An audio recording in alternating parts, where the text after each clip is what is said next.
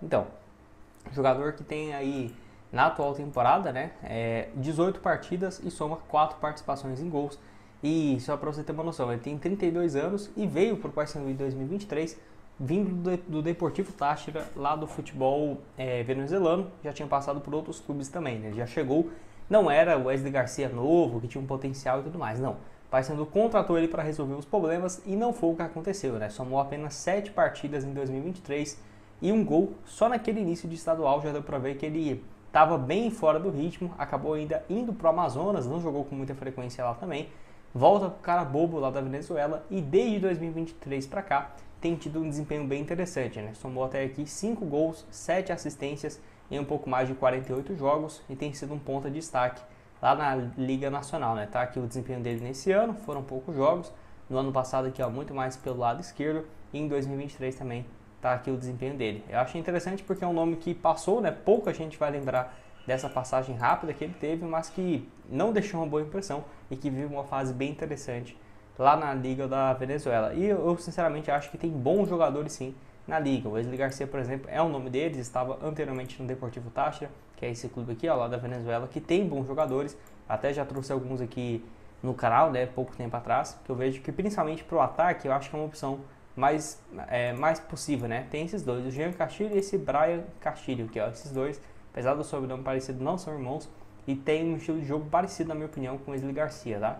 O Brian aqui vive uma fase melhor, para você ter uma ideia, 11 gols nesse ano, 2 gols na Libertadores em 23 jogos, realmente um desempenho muito interessante, ainda mais para um ponta, né? É um número bem bacana. O Brian Castilho, inclusive, ele foi convocado recentemente para a seleção do seu país principal, mas não jogou. E o Jean Castilho tem números um pouco piores, né?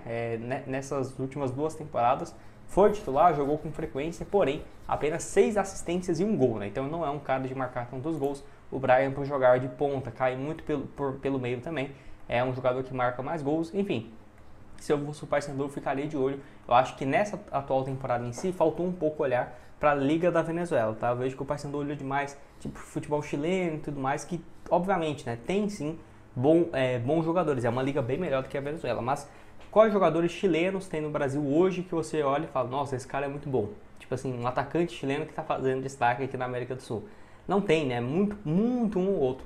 Agora até da Venezuela, por exemplo, da Colômbia, acho que faltou um pouco mais disso. Você olha assim, tem alguns nomes que chamam mais atenção. Da Venezuela tinha o Savarino, né? Ainda tá no Botafogo, enfim, Soteldo, já teve o Wesley Garcia. Então eu acho que faltou um pouco olhar aí pro futebol da Venezuela, até porque o salário lá vai ser bem mais baixo do que você trazer um brasileiro que está jogando no Japão, no Catar, enfim, pode deixar a sua opinião aqui embaixo nos comentários, beleza?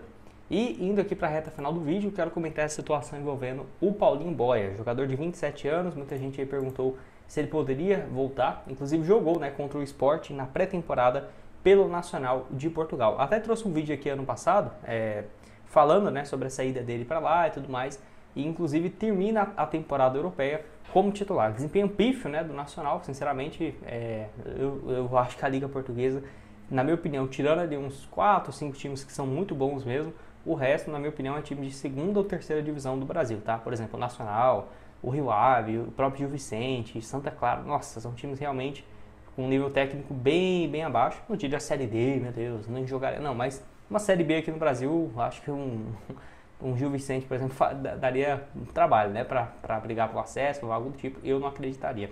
Então, lá no futebol português, ele termina como titular. Aproveitou aquela boa fase, que já vinha do Paysandu do ano passado, né, em 2024, e seguiu como titular na Liga, 15 jogos, 1 gol e 1 assistência.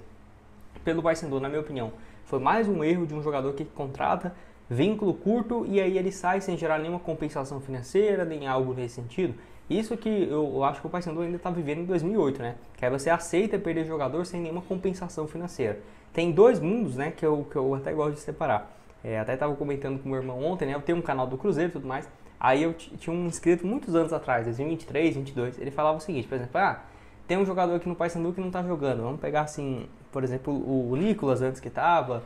E aí você fala, vende o Nicolas por 10 milhões e contrata o Caio Jorge da Juventus por 8, entendeu? Ele pensava que todo jogador tinha valor. Então isso é um erro, né? Você achar que um atleta que nem está conseguindo jogar no seu time vai conseguir ter uma venda, né? Então isso daí não está nesse ponto até hoje, existe muito acordo, né? Ah, tem vínculo até o final do ano que vem, mas pô, vamos chegar a um acordo aqui porque você não tá jogando e vamos liberar você. O Casares, ano passado, vários, né? Vinícius Leite, o próprio Ione Gonzalez saíram de graça. Mas também, eu acho que o Paysandu tá vivendo um lado contrário, né? Tá, tá faltando ter um pouco mais dessa loucura desse meu inscrito, que é de falar, ó, por que não vende esse jogador por alguns milhões? Por que aceitou um contrato tão curto, sendo que o Paulinho Boia não tinha um vínculo, por exemplo, ele tinha um contrato com o Mirassol, não era isso que aconteceu, né? Ele chegou a custo zero, não teve nenhum vínculo, nenhuma compensação financeira para ele ir para o futebol português, porque pô, só tem 27 anos, é um jogador que ainda pode se valorizar, independente se ele vai bem no futebol português, para ele ir para um Braga, por exemplo, por 5 milhões de euros, 6 milhões de euros, eu sinceramente não duvido, né? Um jogador que pode sim evoluir muito lá no futebol português. E teve uma boa passagem, 18 jogos, 3 gols e 2 assistências, e eu acho que falta isso para o Paysandu, vender jogadores, vender, porque daí você consegue um caixa, consegue melhorar a sua infraestrutura, contratar jogadores, melhorar os salários, e aí você pega Paulinho Boia, Wesley Garcia, o João Vieira, por exemplo, quantos milhões esses 3 jogadores não valeriam se tivesse vendido para um clube certo, na hora certa, pelo bom momento que eles valiam? Pô, talvez 15 milhões de reais, eu ainda acho pouco, tá? Eu acho que só o Wesley Garcia, se você vendesse ele direito, valeria isso tranquilamente. Jogasse toda a Série B como titular, não tivesse esse problema de renovação, né? Porque no finalzinho ele nem jogava com tanta frequência, saía só do banco. E aí o Paulinho Boia, por exemplo, se vendesse para o futebol português, mesmo que seja 600 mil euros, né? 3 milhões e meio de reais, já faria uma diferença para o dia a dia do clube. Enfim, eu acho que o Paysandu tem que focar nisso. Espero que os jogadores que, fora o Boraz, né, que eu tô falando aqui, que já deixou o clube, espero que esse ano corrija um pouco desses problemas que teve, e que, na minha opinião, para mudar o patamar, o próximo passo é justamente ter vendas de atletas. Enfim, e você acredita nessa volta do Wesley Garcia? Eu, particularmente, no Oeste, no Londrina também, em 2019, além de vários outros clubes no exterior, Geórgia, Portugal, estava por último no Dragão. Jogador que acabou fechando com o Novo Horizontino. E em contato com o portal DOL, em uma matéria do jornalista Magno Fernandes, o jogador garantiu o seguinte, ó, abre aspas, até agora eu não recebi nenhuma proposta ou contato do Paysandu. Sigo trabalhando e focado nos próximos passos da minha carreira. Ele que rescindiu com o Atlético. Qualquer negociação que surge logo o meu agente me passa, mas de verdade eu não tenho negociações com o Paysandu nem com o Remo. Tenho um respeito muito grande por esses clubes, que são 2 gigantes do futebol brasileiro. Vou seguir minha caminhada em outro clube nessa temporada. No entanto, quem sabe um dia eu vista a camisa de um dos dois grandes clubes aí do Pará. Essa foi a declaração do Raí Ramos em contato com o jornalista Magno Fernandes. Então, assim, é raro a gente ver isso, tá? Percebo que, tudo bem, eu até entendo, tá? O meio do futebol, ele é complicado, a cobrança é muito grande, a falta de respeito com os profissionais, com os jogadores, aquela coisa parece que ninguém vale nada. Mas, às vezes, também eu percebo, sei lá, uma certa ingratidão, às vezes um certo esquecimento dos jogadores daquilo que eles estão fazendo. É muito difícil você ver, por exemplo, um jogador respeitar um outro clube, falar bem, por exemplo, de uma passagem que ele teve em um clube em outro momento, ou da sua equipe atual, elogiar o estádio, a torcida, que seja, tá? Isso é tão raro ultimamente, que quando tem uma declaração dessa respeitosa, como foi do Raí Ramos, né? Deixando as portas abertas, falando sobre o Remo, o Paysandu, a gente fica até surpreso, né? A gente fica até surpreso. Para mim seria um reforço, assim, espetacular para o Paysandu, tá? Não vou mentir para vocês, não.